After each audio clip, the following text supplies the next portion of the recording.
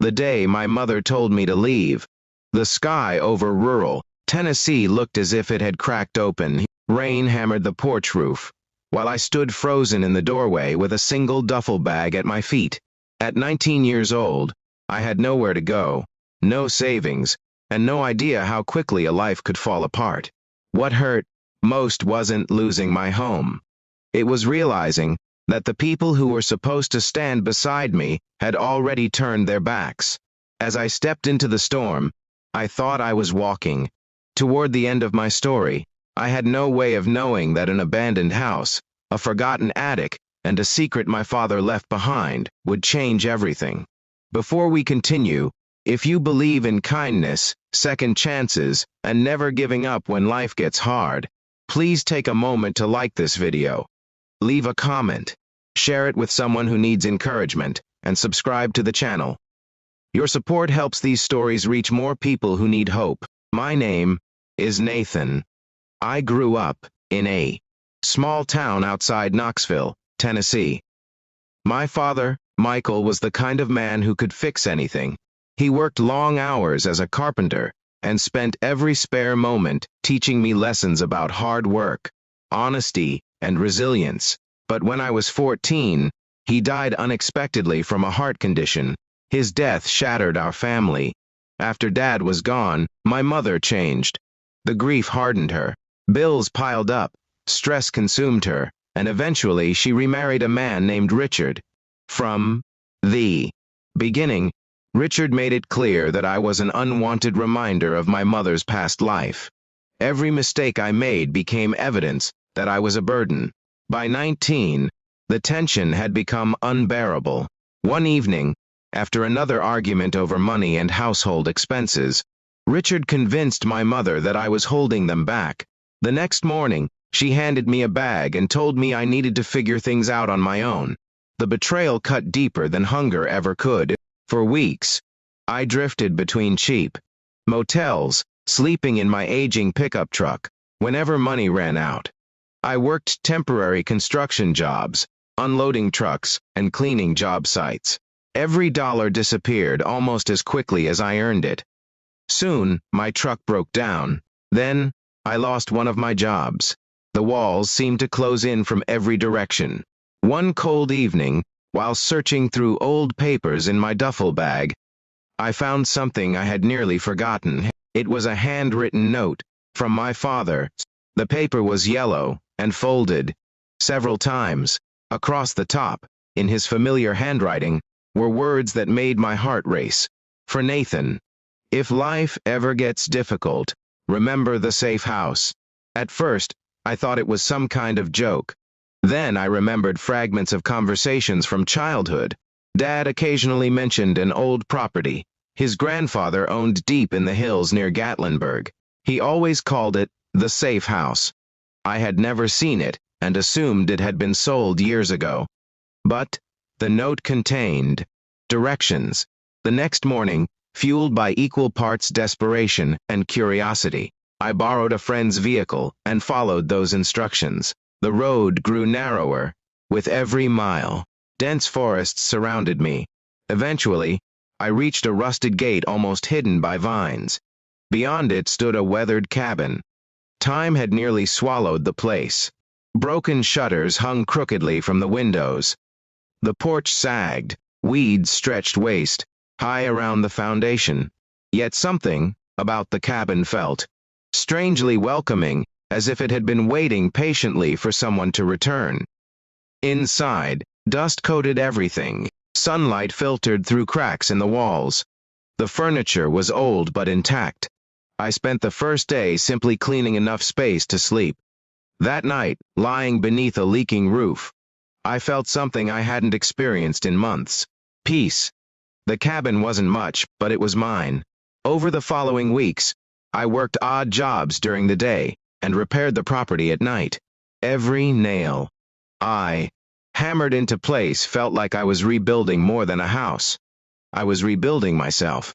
Then one evening, while patching part of the attic floor, my hammer struck something hollow. The sound stopped me cold. Curious, I moved aside several loose boards. Beneath them was a small metal hatch covered in decades of dust. My hands trembled as I pulled it open. Inside sat an old wooden chest. For a moment, I simply stared. The chest was locked, but age had weakened the mechanism. After several attempts, it finally opened with a loud crack. What I found inside changed my life forever. Bundles of letters rested neatly on top. Beneath them were property deeds, stock certificates, and several leather-bound journals belonging to my father and grandfather.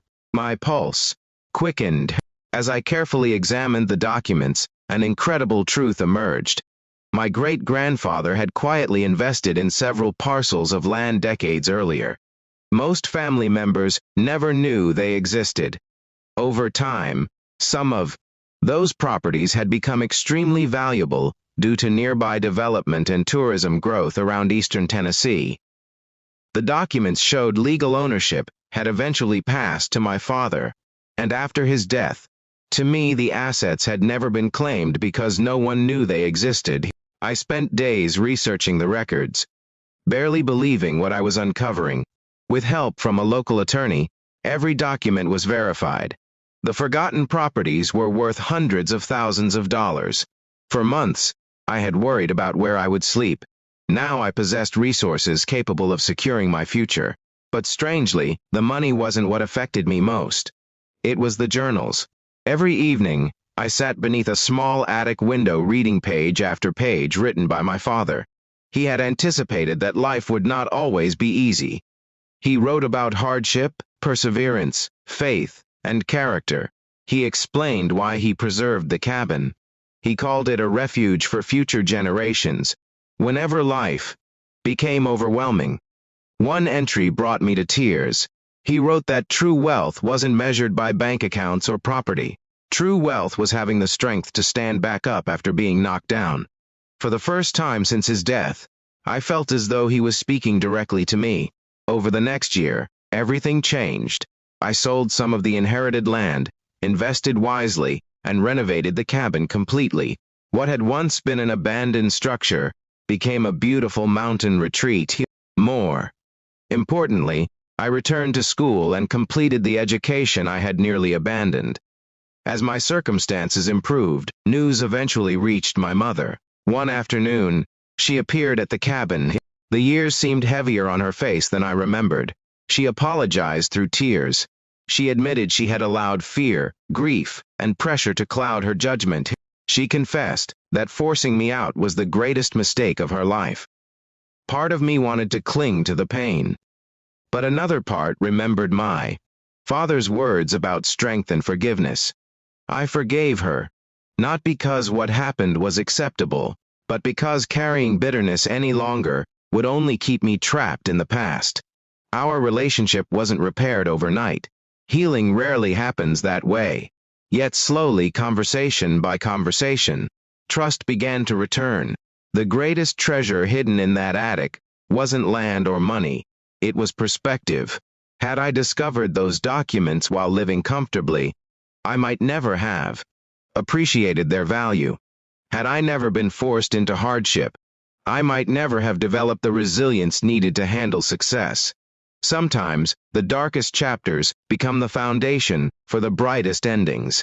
Years later, I transformed the cabin into a place where struggling young adults could stay temporarily, while getting back on their feet.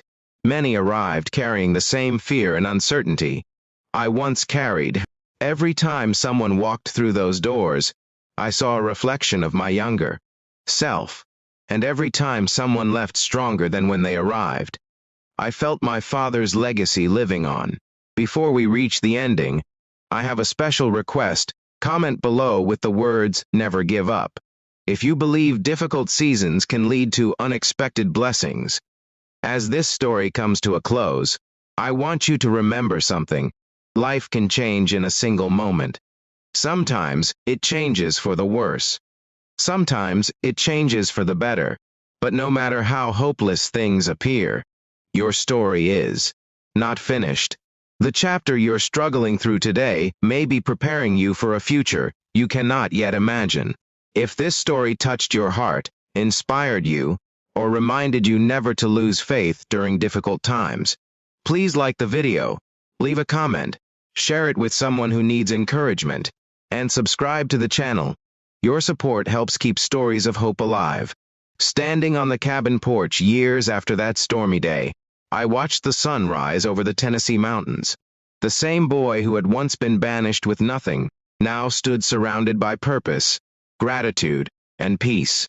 The forgotten safe house had saved me from ruin, but the treasure hidden in its attic had given me something even greater than financial security. It had given me my life back.